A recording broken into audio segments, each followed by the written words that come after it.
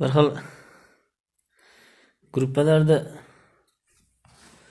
o'zlariga legirovka qilib turadigan, o'zini nazorat qilmoqchi bo'ladigan bir tormoz odamlar bor.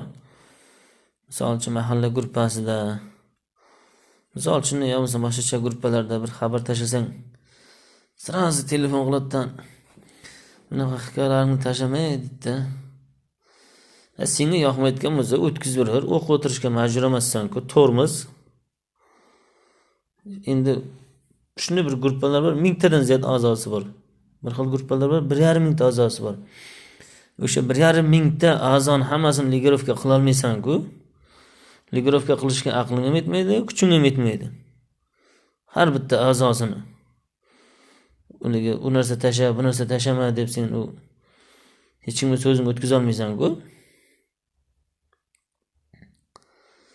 Deydi, bunaqa narsa tashavermanglar, mahalla gruppasi unaqa gruppa emas. O'zi sen oilaviy gruppanga aylantirib olgansan o'zi.